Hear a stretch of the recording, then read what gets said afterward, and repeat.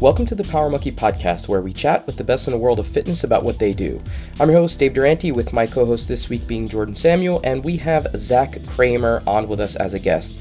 Zack is a director of sport performance at breathwork. He is a level 3 CrossFit coach and a former affiliate owner.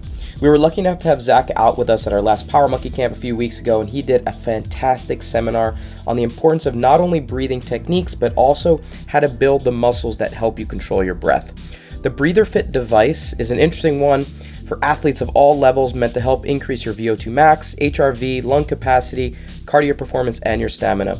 We go through some of the information and some cases misinformation floating around the fitness community around breathing habits and techniques, and give some real tangible things that we can all be doing to get a better understanding of how to breathe optimally. We can't wait to have Zack back out with us at Power Monkey Camp in the future, as it was a huge value add for both the campers and the staff. Enjoy. Zack, it's good to see you, man. How you been? Good to see you too, man. It's been good. Still, it was a blast at Power Monkey, and it was definitely a week of recovery afterwards, but it was good. Absolutely. So let's just go into that a little bit. We just came off of our 22nd Power Monkey camp. It's actually not that far down the road for you, which is a nice little drive from Knoxville. It was your first time at camp. How was the experience for you? It was a blast. I mean, we were going nonstop, but it was like waking up with a paddleboard and then getting a train all day. It was kind of the dream. Absolutely. And you've been in the space for a while now. You were an affiliate owner. Now you're working with breathwork, and we'll get into all the things that go into what you were able to provide us at camp. But as a former affiliate owner, seeing kind of what we were doing at camp, do you find that information kind of useful from a coaching perspective? Yeah, honestly, like your all's approach to training and coaching is what I think the ideal is. I actually, being there, I just loved the approach. And I actually listened to one of your previous podcasts on this same thing about training versus competition. And I felt like that same theme really kind of pervades the camp as well of, when are we training? What are the things we can do to actually train and improve our health and well-being versus just running and trying to run through a brick wall every day in our training. And that was huge for me, just to hear that resounding theme through every single station. I love that. That's what I always try to bring into my affiliate. And sometimes it got hard because, you've always got members who do want to just come in and just get wrecked every day. And so it was awesome for me to hear that message over and over and over again, because that's what I was always trying to bring into the gym. I don't want to, spend too much time on this, but it's funny. Me and Jordan and one of our other coaches, Colin, were talking about this yesterday. How CrossFit does such a great job of getting people fit really quickly. That idea of kind of just like go, go, go, go, go. But over time, whatever happens, whether it's you kind of like hit a wall, or the increases and the gains just start to level off, or whatever it is. And at some point, people start looking for something else, right? They start looking for maybe a little deeper dive into gymnastics, or a deeper dive into the endurance side of things, or weightlifting, or whatever it might be. Curious from your perspective as an affiliate owner, how do you get buy-in? This is a question that we get all the time. How do you get buy-in from a member when we're preaching technique, because we're looking at it from a longevity standpoint and saying, hey, we want you to be able to do this for the rest of your lives? And it's sometimes like talking to a wall, right? It's challenging because you have people that are just to compete. Have you had any success in terms of something you've done, something that, you said that members were able to say, you know what, I believe in this process in terms of it having value for a longevity perspective? Yeah, I mean, if you don't mind me jumping into the breathing world, that's where I really had, kind of had to figure that, how to answer that question for myself from the breathing perspective. Because when I first started learning about breathing and I started trying to bring it into the gym, like right away, there's pushback. Like, I don't want to do this. These things are not as fun or exciting. Like, let's just do some cleans and some wall balls. And, this is kind of maybe a cheap shortcut answer, but getting buy-in from some of those top performers, I think helped me a lot. So I had one or two guys who was always the stud, just winning every workout. And then, for instance, we get, one of the things I started to preach was nasal breathing sometimes, like depending on the workout, depending on the stimulus, depending on our goals, focusing on nasal breathing for certain workouts. And one of our best athletes he was nasal breathing all the time, fully bought into the message. And I think that really made some other people turn their heads like, okay, well, if he's doing it, then, and I'm still losing to him, maybe this is something to start to think about or to add in. And then just any sort of light bulb moment I think you can get from an athlete is huge. Like I remember doing some breathing stuff with somebody who always had issues, basically sports induced asthma, and having them just change a little bit about their breathing, kind of not look at the leaderboard as much. And all of a sudden for a week, they're not having any issues. And that's kind of like a light bulb moment for them. Okay, maybe I will buy into this process a little bit more. So it's hard to do a community wide. I think sometimes it's just that, individually here, and it creates a ripple effect. Mm-hmm.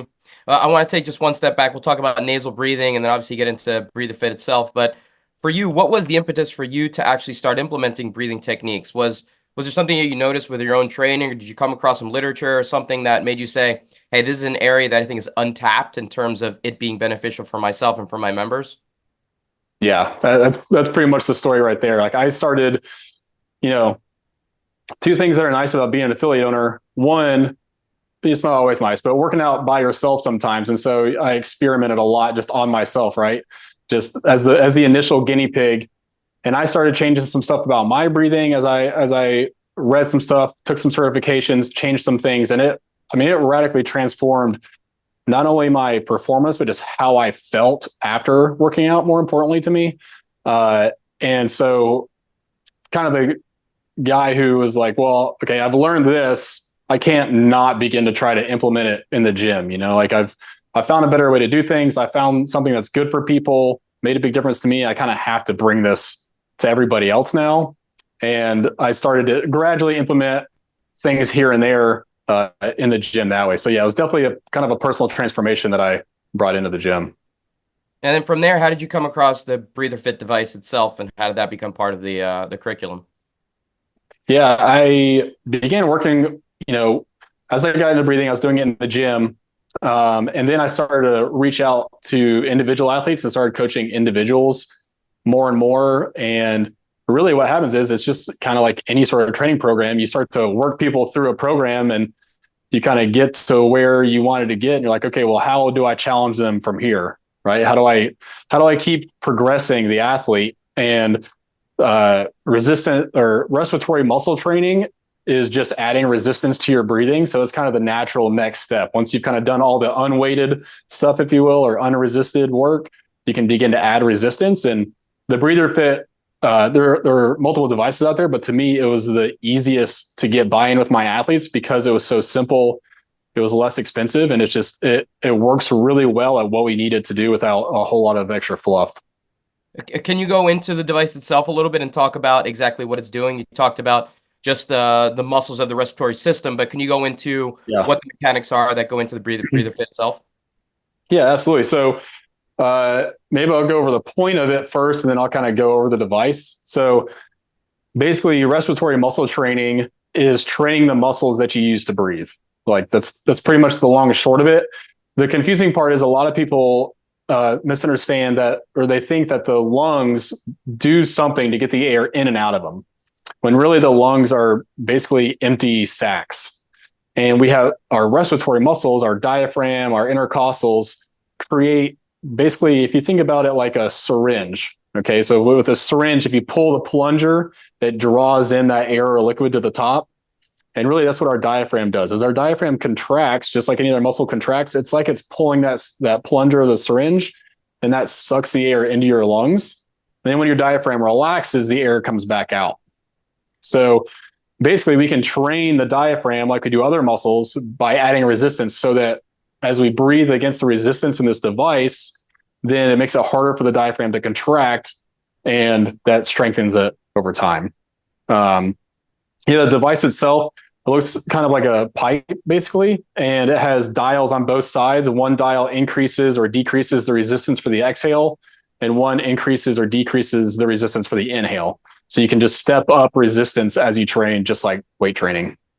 I have a question real quick about the diaphragm. You said that it contracts to breathe in, and then it relaxes to let the air out. So when you put Yeah. resistance on your exhale, is it your diaphragm that's working harder to expunge that air, or is it now something else, your core or whatever? Yeah, no, that's a really good question. Basically, at rest, without resistance, just sitting there, your diaphragm relaxing and kind of, so basically your diaphragm, I'm too tall here, but basically your diaphragm is shaped kind of like a parachute. So it contracts and pulls down, and then it relaxes and goes back up. And so when you're at rest, that relaxation piece of it returning to where it sits at rest, that is enough to get the air out during when you're just kind of relaxed. But right, if we're going to add resistance or when you're exercising and training, you're going to basically engage your abs to squeeze the air out. So if you blow against this thing with that hard resistance, it feels like you're doing a giant sit up. Basically, you're squeezing the air out. I always say it feels like you're wringing water out of a towel, like you're squeezing out of your belly to get the air out. Do you notice that? I think just continuing with Jordan's question there, like I'm just practicing that right now while I'm sitting here, right? And I feel my diaphragm kind of working, but when I try to do that aggressive exhale, I start to feel my abdominals working much more. Is that intended, or is that kind of incorrect in terms of what the intention should be? No, that's correct. Yeah, when you exhale, you're going to train your abs basically, and your intercostals. We have like opposing intercostals. Some intercostals work for the inhale, some for the exhale. But basically, your diaphragm is the primary driver for that inhale. But if you're squeezing or doing a forceful exhale, you're going to engage your abs. When you come across these athletes and you're first like working with them with the breather fit, is it more common that they have a deficiency in strength of the inhale versus exhale, or vice versa, or is it kind of just all over the map? I say we usually see it in the inhale because people train their abs, right? Like people do sit-ups or planks and crunches and stuff like that. So we have a little more, even if we just go back to like awareness, they probably have a little more awareness of how to engage those muscles to help with that. Okay. But from the inhale perspective, a lot of people really are, I tell them it's like trying to move just the middle toe on your right foot. Like you have to make that the kind of like brain muscle connection again. Like if you try to just move that, you have no awareness of that piece of your body a lot of times. So, and that happens a lot of times with people with their diaphragm. So many people like breathe naturally into their chest and shoulders. They just have no awareness to even breathe the right way. I want to get to that awareness piece in a minute. I think it's really important. Okay. But just in terms of protocols with the Breather Fit device itself, you did a great seminar at camp. It was really well received. We got all the surveys back from camp and a lot of great things being said about what you presented in the lecture that you did. But I'm curious in terms of how you would actually use the device. Is it something that you would use within a workout? Is it something that we use pre-workout, post-workout? What's the most effective way to be able to use it, considering it's maybe different than, something that you actually put in your mouth during a workout or covering your mouth for nasal breathing? What's the best way to actually use it? Yeah. I like to just describe it like it's a training tool. So like a dumbbell or something like that. So it's a piece of equipment that you're going to do as specific training. All right. So, or maybe it's better like a specific exercise in your training. The way we usually start people is 3 sets of 10 breaths. So in and out 10 times, rest about a minute between those sets. That's kind of our standard basic protocol to do that 2 times a day to begin. And the way I like to do it is basically make one of those sets some type of habit throughout the day for an athlete. And the other one I like to incorporate into their warm up for their actual training session in the gym. And that way you can do a set of 10 breaths, do couch stretch or whatever your favorite stretch is, do another set of 10, and you just build it into what you're already doing. And it doesn't take any time at all. I mean, 30 breaths is not a big deal.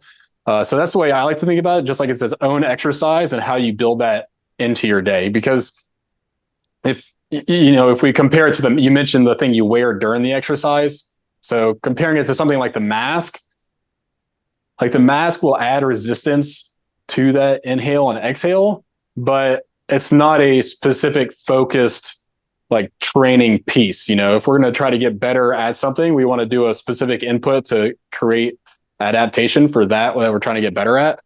It's the same for this. The mask is just going to kind of make it harder throughout whatever you're doing, but this is specified training for your respiratory muscles that you focus on and use good technique with. Mm-hmm. I got it. That makes sense.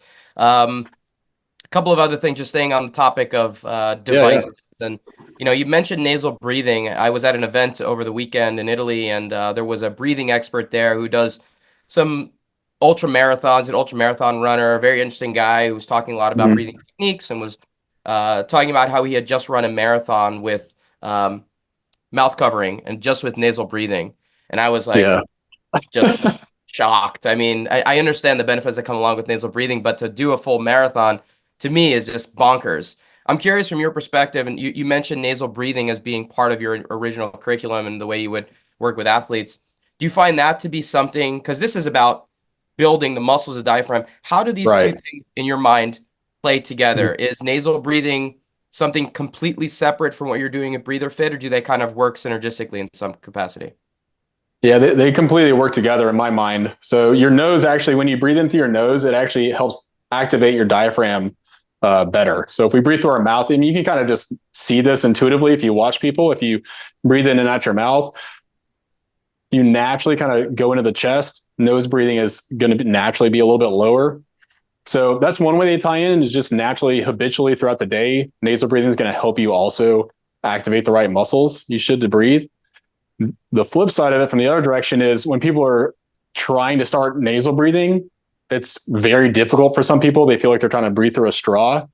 But if we add in the breather fit, and we train those respiratory muscles and make them stronger, it's also going to make nasal breathing easier, just because we're not working harder on two fronts there. It's going to make it a little more relaxed to breathe in and out the nose. That's kind of what I was hoping you would say, because I have a severely deviated septum, and Dave and I during the pandemic we read about nasal breathing. We started doing it. We did it, and I was able to do it, but it was a lot of Yeah. initial anxiety doing it because I felt like I was breathing through Yeah. like not just a straw, but like a cocktail straw, like the smallest possible straw you could find.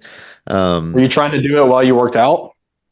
All the time, but yes, while working out, Okay. more specifically, and then even sleeping, like we did the mouth tape thing and all that stuff, and it it's hard. And then I fell off of it, and now the idea of Oh, trying to go back into doing it, knowing that the initial phase is so anxiety inducing because I can't breathe, is frustrating. So the idea of maybe being able to use something like a breather fit to strengthen the respiratory muscles so that when I do go into a nasal breathing pattern, it's more achievable is what I'm hearing from you, and that's kind of encouraging.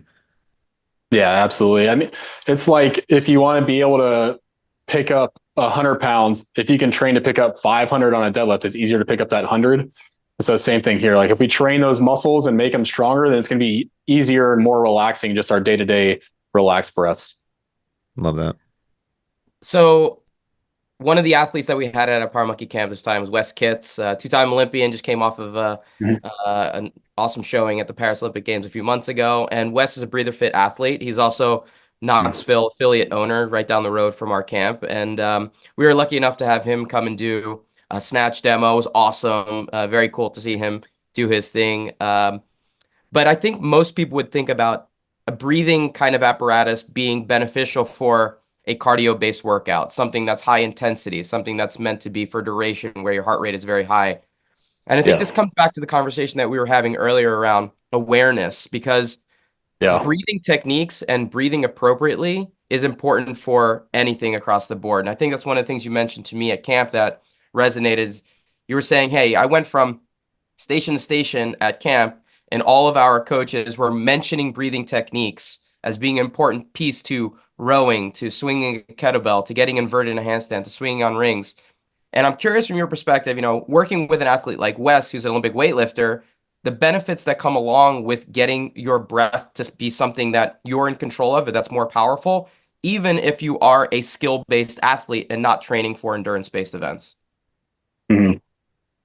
Yeah, that's definitely my favorite part of all this stuff, especially in a CrossFit environment like that, is like just how does it fit in? Because it fits in with everything, and that's kind of like the puzzle fun piece for me is working with a new athlete. And even I'm going off the, I'll come back to your question, but it was just fun to see that, and it's fun for me as a coach to figure out. I was talking to, we had I don't know if throwing out names or not, but our trampolinist there, like talking to her, and figuring out, she had lots of questions about breathing as well. And I'm, immediately thinking, okay, how does this apply? What's going on here? So it's always fun when I work with new athletes to figure out how it applies to their sport. But yeah, specifically to skill and, with Wes and Olympic weightlifting, so much of that has to do with the posture when we think about Olympic weightlifting. And then basically that's the big thing that he's always working on, is that good brace, right? So that's how breathing ties into Olympic weightlifting, or any sort of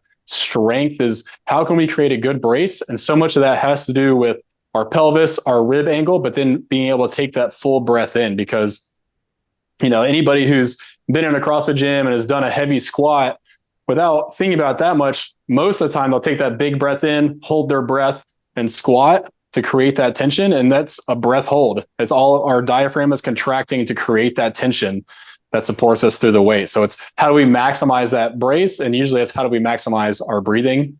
And then, on the skill stuff, we talked about this a little bit too, with the gymnastics of the body awareness of when are you exhaling, when are you inhaling, that ties into the movement you do. So yeah, it ties into so many things, and that's definitely the fun part of maximizing that for each individual sport.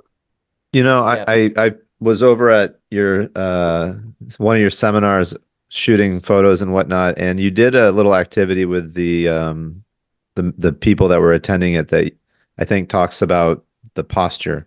And it was really it's so obvious when you think about it, but like you never really think about it. And maybe you could walk Dave and I through it right now, but you had people go into different body postures and have breaths and like try to be aware of whether or not it was constricting your breathing or not. And like today's day, everybody on their computer or on their phone, they're always hunched over, and like, how does that really affect your ability to breathe? So I don't know, Dave, if you're up for it, or if you're up for it, Zach, but maybe you could just walk us through that exercise you had everybody do. Yeah, for sure. That was a really fun moment, because I could see, like we talked about those light bulb moments earlier. I feel like I saw a lot of light bulbs going off with people there. So what we did was, basically we started laying down actually, and then we were sitting. And the final stage we do is standing, but that's the easiest. You can start that. We could all do that right now. But basically, whatever position you're in, you want to think about first just basically getting in your worst posture, like you're on your phone. So you let the shoulders come forward, fold over on top of your belly, really just round your back like you're doing, I don't know, a Jefferson curl almost, and try to breathe just in your belly and feel no movement in your chest. So you can take a few breaths here. You should feel kind of like the weight of your upper torso kind of barreling down onto your breathing when you're trying to do that. And then if you do the opposite, this one's even more difficult for me. If you puff your chest out, imagine you have a belt buckle on, angle your belt buckle towards the floor. So you really arch your back, arch your pelvis, puff your chest out, and try to take a breath low without breathing into your chest. You can feel how constricted that is. Yeah, it's even harder than being folded. And now what I have athletes do, or really anybody I work with, is try to find, so you adjust the angle of your ribs, adjust the angle of your hips, and kind of find, you can put a hand on your chest, hand on your belly, find that posture where it's easiest for you to breathe low and have no movement in the chest. It's weird, but I literally just, my body started tingling when I did that, because I would think I was getting more oxygen than I was when I was overextended. Yeah. A lot of times, I don't know I'll ask you, I won't throw in answers, but like, do you feel like that's your normal posture, or did you feel like you changed anything that's a little bit different? Or it's absolutely not my normal posture. I'm like this all the time. I'm constantly trying to keep my chest up and shoulders back, but not too much. So I'm never in that overextended position, though. That I don't find myself in. What about your hips? Is your pelvis ever like interior? Yeah, my pelvis is tipped the way that, yeah. Posteriorly, like in a hollow position, or no, anterior. Yeah. Yeah, I feel like I'm a little bit more conscious of it because I have like some consistent lower back pain. So I'm always trying to like work on my posture like throughout the day, no matter where I'm sitting, where I'm standing. But yeah, I'm gonna definitely be more conscious of it as I kind of go through the day today. I want to just talk about like the inversion stuff of it. When you were seeing me teach handstands, and comes up all the time because I tell people that breathing in your handstand is a skill like anything else, right? You need to be able to work on finding a breathing pattern that matches and mimics what you're doing when you're upright. If you want your handstands to be able to be something that you can work beyond just how long you can hold your breath. You know what I mean? Like that's Yeah. people's most limiting factor with their handstand is I can only stay up as long as I can hold my breath. And they don't even realize that they're holding a breath until they come down and have to gasp for breath. And so breathing techniques for handstands are critical. Like I tell people that, I've stayed in a handstand for over half an hour. And when they hear that, they're like, that's insane. How do your eyes not like bug out of your head from staying upside down for Yeah. that long? Because I have a consistent breath. I understand how to manage my heart rate, not allow the blood to pool to the head. And it's something that I trained over years and years to allow to become a position of strength for me. But I think people shy away from it. In fact, there were some people at the last seminar I did were saying like, you shouldn't be inverted for long periods of time. It's just detrimental for you in a lot of ways. And I know there's some research around blood pressure, people who have high elevated blood pressure being inverted and things like that. But I think a lot of it has to do with just the unknown of just how many people really can hold and be in these positions for long periods of time. Not many. And so there's probably not much research done in terms of breathing techniques in being applied in such extreme situations. But for me, it's absolutely possible to be able to be upside down and to find a breathing pattern that mimics what I can do upright. And I think it's just something that you have to be focused on, like you said, a skill like anything else. Yeah, absolutely. I mean, I don't obviously know I've never done anywhere close to that amount of inversion, but my brain naturally goes to the fact that you're essentially adding respiratory muscle training in that position, because like I showed earlier, like that diaphragm sits like this naturally. So when you breathe, it pulls down with gravity. So if you're upside down and you're breathing, your diaphragm is contracting towards your hips, then you're actually contracting against the resistance of your stomach, your intestines, everything that's there. You're having to lift that versus just coming down with only the lungs above the diaphragm and the heart. So it's kind of interesting to think about how, adding how that in one way is training the diaphragm with resistance, but then also I am curious to hear maybe how adding resistance to that inhale would even like amplify, making it easier to breathe upside down.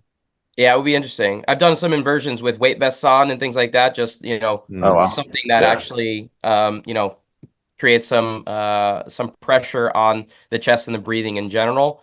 It's not super comfortable, and it wasn't meant to really, detract from my breathing at all, but it's noticeable. It's the kind of thing that absolutely, when you take it off, the inhale that you can take, the breath that you can take is significantly different. But I think it's just something like that needs to be trained and can be an adaptation that your body becomes, more accustomed to. So I appreciated your take on it when we were at camp to say, hey, this is something that we all can become better at.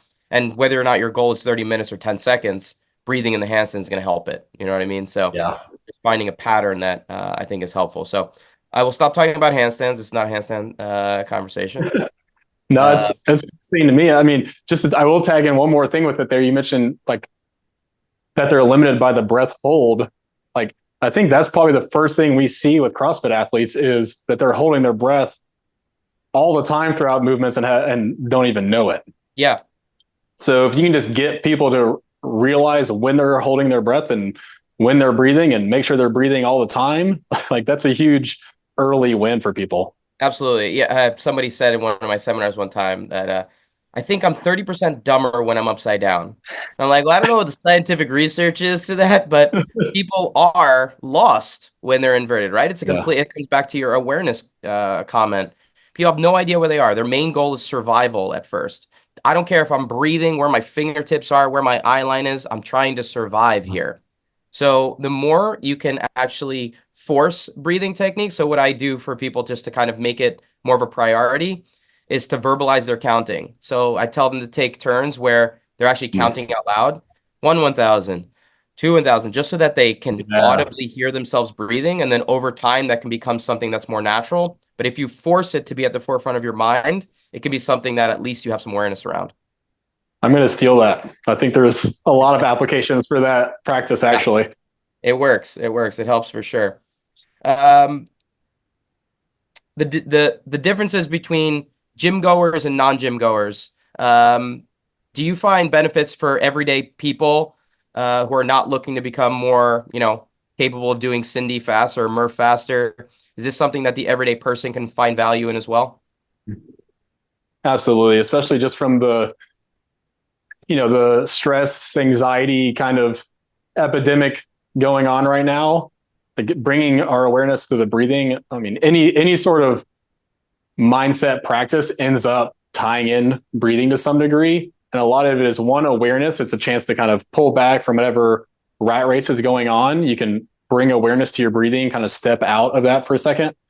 The other piece, I don't know how much you want to go down like the carbon dioxide wormhole, but the more tolerant we become to carbon dioxide, which is really that trigger to breathe, if we become more tolerant to that, it's really just becoming more tolerant to stress.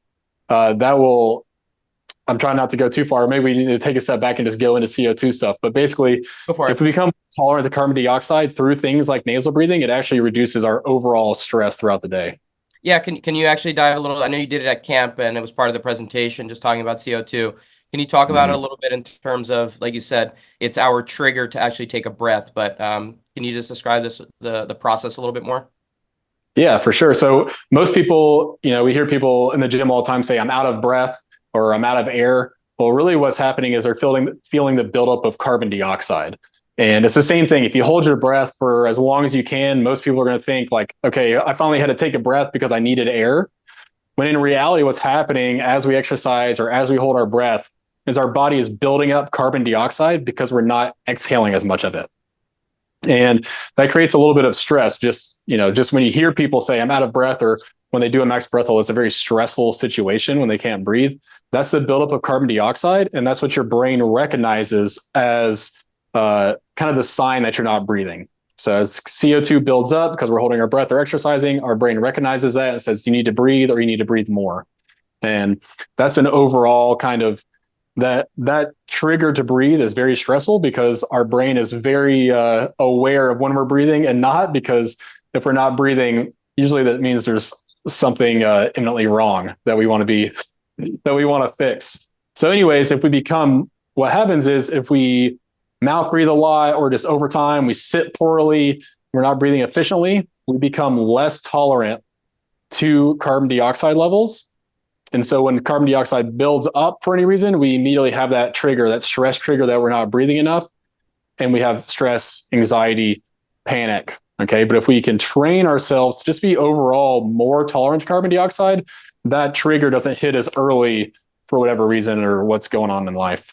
Why does mouth breathing make you more susceptible to CO2 tolerance than nasal breathing? So your CO2, if you mouth breathe all day long, for instance, we'll just be, over dramatic on it. Sure. If you mouth breathe all day long, what's going on is that you're just essentially dumping a lot more carbon dioxide out on that exhale. So just if I breathe out my mouth, I can dump a lot more than out my nose. So over time, your body just gets used to a lower level of CO2 because we're exhaling it so often. So then let me ask you this question. If somebody's just finished a workout and they're looking to recover as quickly as possible, would you recommend them exhaling through their nose and breathing through their mouth until they can do both in and out through the nose? Or would you recommend breathing in through your nose and out through your mouth until they can breathe through their nose both in and out? Yeah. So if you're just looking, so they get done with the workout and they just want to recover and catch their breath as quickly as humanly possible. I learned this protocol that I use all the time. I got it from Brian McKenzie, and basically it's going to be mouth breathing in and out, stepping down to nose in, mouth out, and then stepping down to nose in, nose out. Because basically, if you're trying to recover as fast as you can, you want to offload as much carbon dioxide as possible. You're trying to dump that CO2. So it's big inhales, big exhales. Okay. And the way he'll teach it is 5 mouth, 7 nose, mouth, and then you try to step down. Now you don't force it anytime. I mean, you got to make it work so it's relaxing, but then you can step down to nose in mouth out. And you're so focusing on dumping it, and then you come into nose in, nose out. But is there any importance on elongating the exhale? as you come down that stair step, you are going to work on slowing down the exhale to get your heart rate down. So like if you wanted to get your, one way you can measure, so I know a lot of people wear watches and stuff, they'll measure like the recovery of their heart rate in a minute or something after a training session. Another easy way to do it is see how quickly can you get to 3 7-second exhales in a row. So if you can exhale for 7 seconds, like one smooth, long exhale for 7 seconds, 3 times in a row, that's roughly equivalent to getting your heart rate around 100.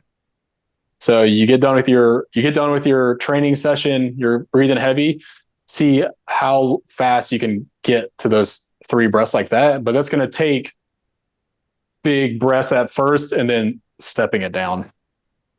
Cool. So would you say that nasal breathing is more a tool that can help with basic CO2 tolerance, but if you're in a competition setting, nasal breathing is not something that you would want to do at all times? Because there are, you hear that, hey, nasal breathing is something you should be doing all the time in the middle of heavy duty workouts. And no, and from what I'm hearing here, it's an incredible tool to help with understanding, how to build a diaphragm. Yes.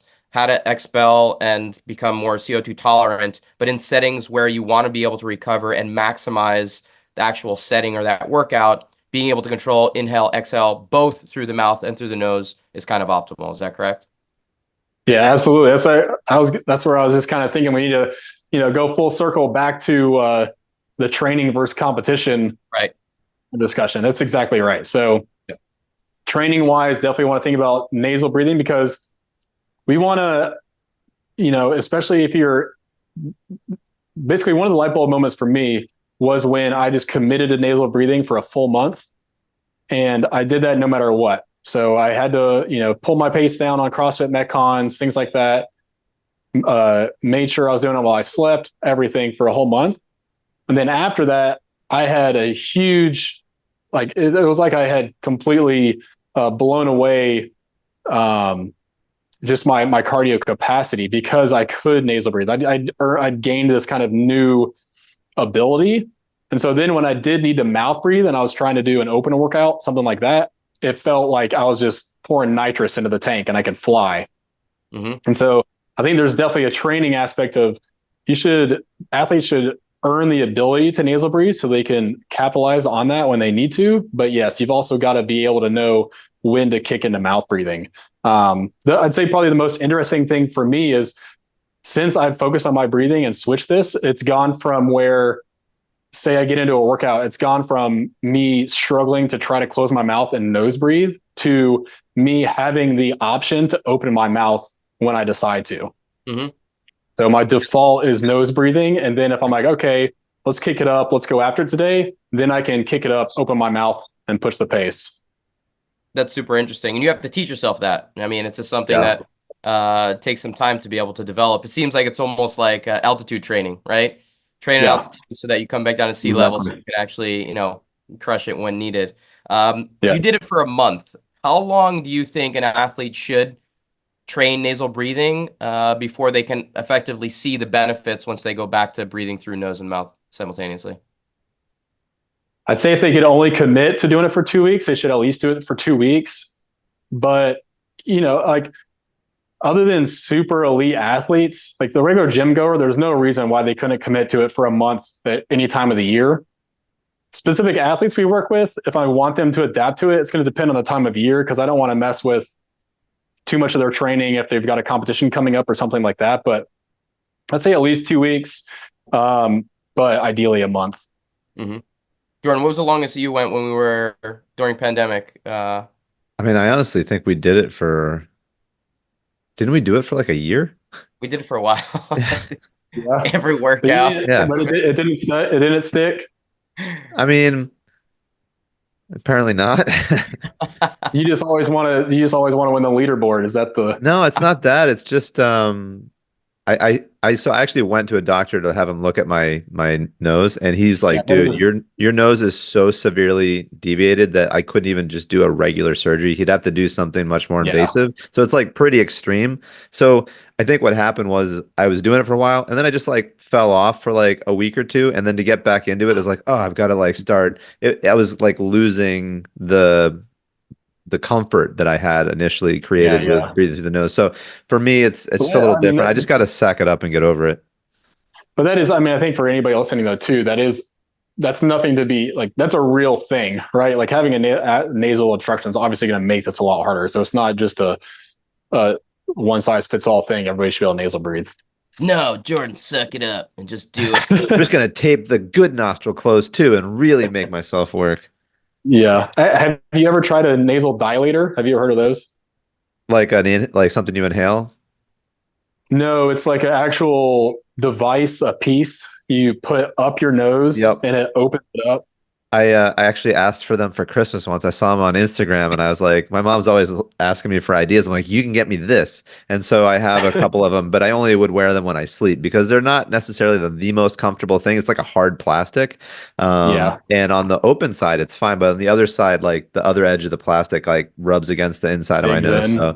in. So it's Yeah, super noticeable though when I put it in. Like I can definitely breathe much more easily. yeah. But yeah. I sleep with one as well because it's made a huge difference. I should bring it back out. I haven't used it in a while. It's sitting in the drawer by my bedside. So thank you for reminding me. I like it's just crazy to me how much more air I get. So my left side is deviated, and it's not that bad. Like I can breathe through it. Especially like one test you can do is like kind of grab your cheeks and pull it apart. Is an easy way to test that. And when I wore one while I'm rowing, if I'm trying to nasal breathe, it almost feels like I'm cheating because normally I'm used to nasal breathing kind of being a challenge, if I'm pushing the pace. If I wear one of those things, I can literally drop my rowing pace 10 seconds per 500 and feel totally That's relaxed. incredible.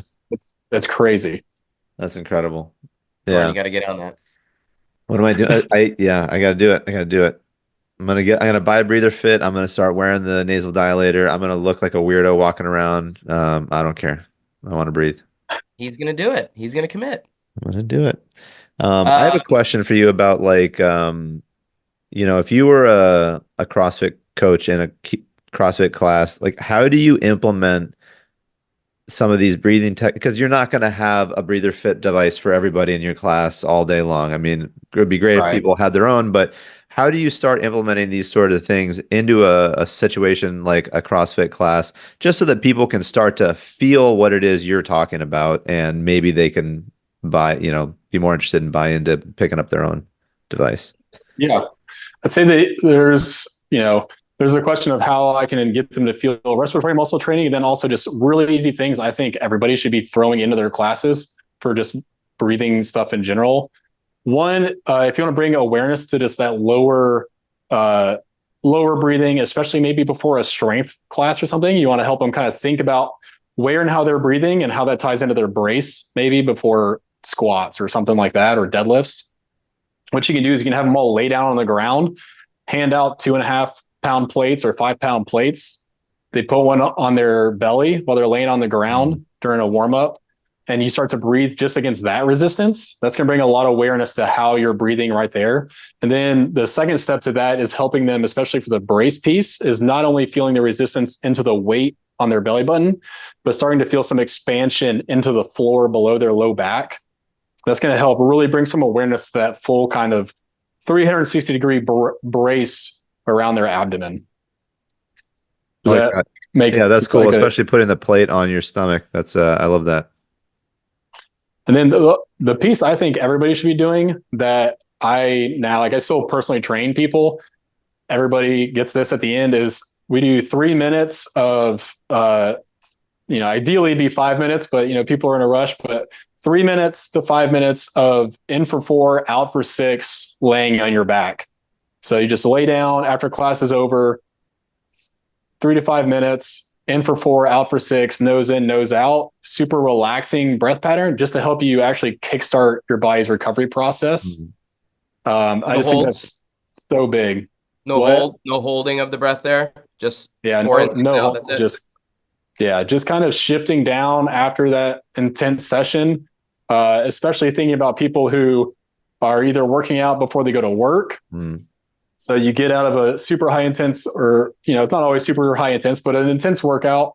And then just having at least a moment to transition, I think is huge for people. And same thing, so many people come in after work and then they got to go home or something after the workout.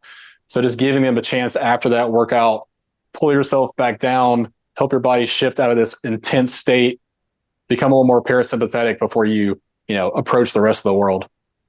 You did one other thing with the guys, speaking about what you're talking about right now, at camp, where instead of having a plate on their stomach, you had them wrap a very light band around their lower abdomen, so that not only are you Yeah. feeling it through your stomach and maybe even pushing out through the floor on the back, but the sides. Mhm. And I was like, that's Yeah. actually pretty cool. It was a very, very light band, but that was a cool tactile way for people to feel that expansion in all the different directions. Yeah, that's another great exercise for doing before some sort of strength piece like that. Mm. Yeah, you just loop the band through the band on itself or around your lowest rib. Try to make it line up with your lowest rib, and then you just breathe. Try to fill that band up as much as you can with every inhale. The Very goal cool. always being kind of a lateral breath, right? Like out to the sides rather than up and down, correct? Yeah, exactly. So you should feel like, it's easiest to breathe out through your, like, the front of your belly, because there's no resistance there. Mhm. But then through your back and through your ribs kind of becomes a little more challenging. Mm-hmm. I'm curious if you notice, I mean, there's so many breathing experts out there now and people saying different things they find beneficial. Is there anything that you have seen out there that you're like, this is something I would stay away from, like Mm. protocol wise, or anything that is, hey, let's just be conscious of this as potentially being something that's more hurtful than, beneficial in the long term? Yeah. Probably one of the practices that I enjoyed early on, and is a way that a lot of people get into the breathing world, is basically a practice. It goes by a lot of different names, but it's basically super ventilation, which means just breathing a ton. So usually mouth breathing in and out, a lot of big mouth breaths like that. And the reason that's usually an early practice that it gets people bought into breathing is because it has this huge, mental effect on you. You feel like in another world. You feel Euphoric. really good. Yeah. You feel euphoric. Exactly. Upregulation, yeah. Upregulation, and you feel great. And what's crazy is you usually tie that in with breath holds, Mhm. and you can hold your breath for an insane amount of time. And that's always kind of like another one of those light bulb trigger moments where people go, what in the world is going on? And I can't normally hold my breath like this. And that practice does have its time and place. But actually, when I work with people, I make people earn the right to be able to do it. And because if we go back to the question about mouth breathing earlier, if we're trying to help people get healthier over time, which includes creating that tolerance to carbon dioxide, if we're doing that type of breathing every, like, 3 days a week, some people do it every day, then you're detraining your tolerance to carbon dioxide, because you're getting used to offloading so much of it. So in that case, that's what I mean. I kind of make people, I do different tests to test their carbon dioxide tolerance, and we'll do different tests. And once they get to a certain point, then I'll start pulling that in because of the effect it does have on your mindset and stress and anxiety. But So let me ask you this. So I have read about the protocols you're talking about, and the one that I had specifically seen before was exactly what you said, the superventilation, and then the breath hold was done on an exhale, though. yeah. And so does that play any different role in your mind regarding its effect on your CO2 tolerance versus if you were to do your breath hold with full lungs? If you could technically train a little bit of your CO2 tolerance doing that, but you'd have to hold your breath very long and challenge yourself at the end of those breath holds. Yeah, so like when I've done it, people are going to stop earlier than that. when I've done it, like the first few times I was able to do it for like a minute and a half or something. And then after doing it for a week or two, I was able to get to 2.5 minutes of holding the breath without any oxygen in the lungs. And so at that point, it's almost like to your point about there's a mental component where you get to a point in that 2.5 minutes where you're like, I want to breathe. And then all of a sudden you're like, actually, you know I what? don't I need don't to. really think I need to. And Yeah. so it's less, it feels like less of a physiological adaptation than it is just purely mental, you know? Yes. And yeah, Yeah, so there's a huge mental side of it. And, really a lot of I think a lot of us are starting to move from just talking about CO2 tolerance to kind of air hunger tolerance, hmm, because CO2 is a huge piece of it, but there is a mental mindset piece of it. And free divers do a practice called breath tables, where it can be on the inhale or the exhale, but it's really just you do a max breath hold, or you do close to a max breath hold, and then you breathe for a certain amount of time, and then you do another breath hold. And there's no super ventilation in between. It's like sets and reps of breath holds. hmm. And in order to do those, like you're talking about the mental aspects, it ties in even more and more, because like that trigger to breathe comes way earlier, and you're having to just sit there with that feeling for 2 or 3 minutes. And And sometimes like you feel like physical convulse, like not like yes, like out of control, but your body will twitch and convulse because it yeah, wants to respawn, but yeah. to then override Your that. diaphragm will start to fire because Yeah. it's trying to pull and you're not letting it. Yeah, it's kind of freaky.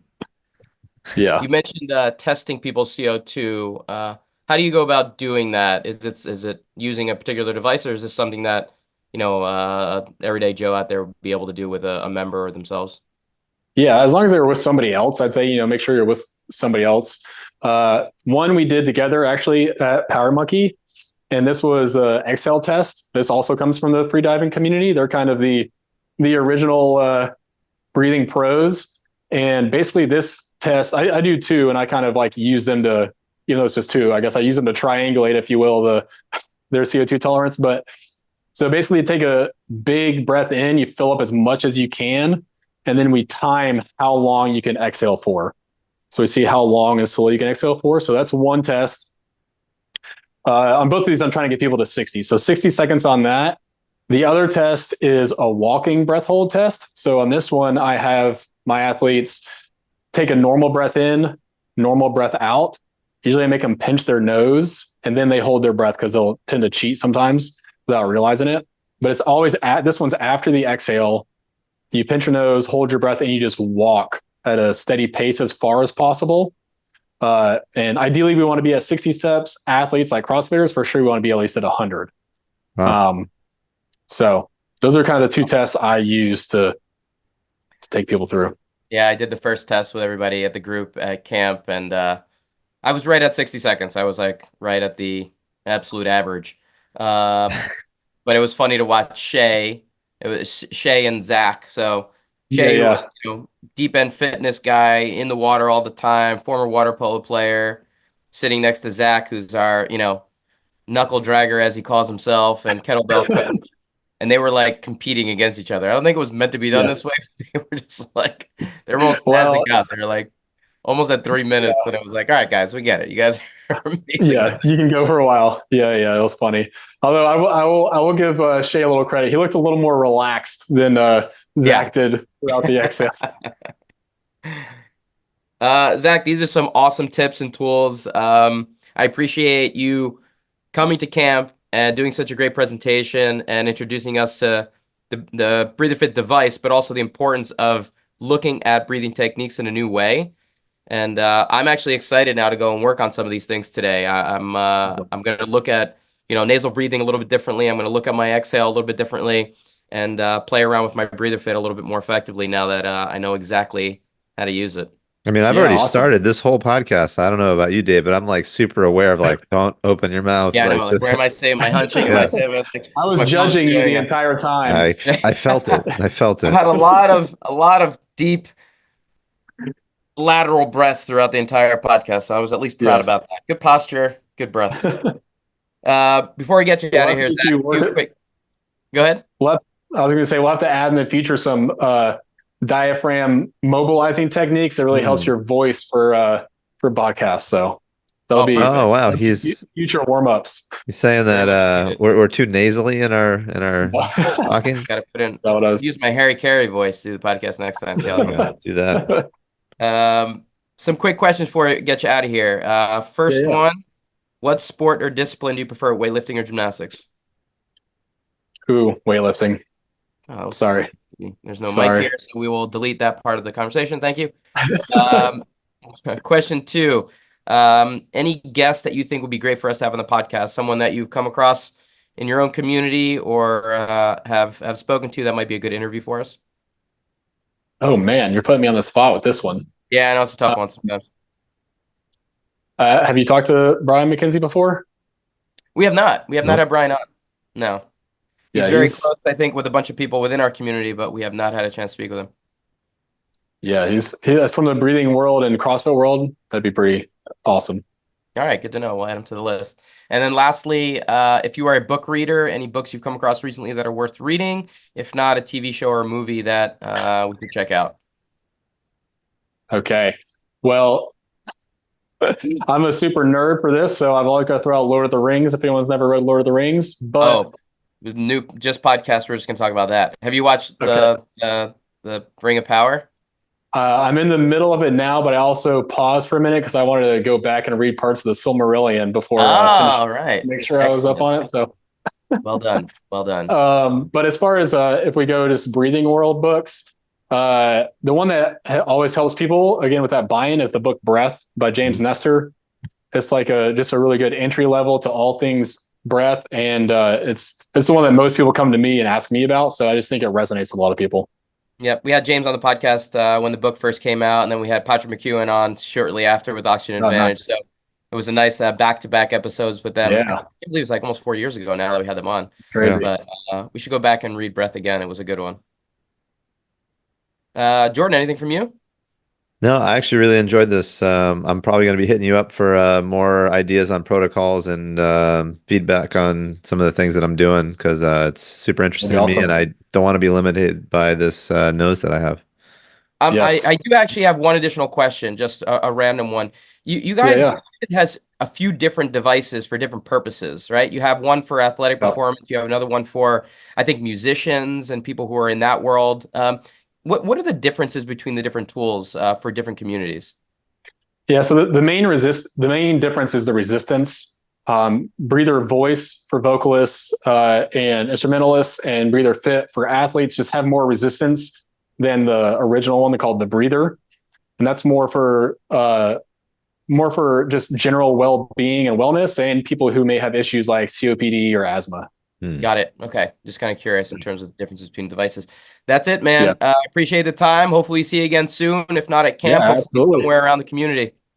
That sounds great. Thank you all for having me on. I appreciate it. You got it, man. Have a great day.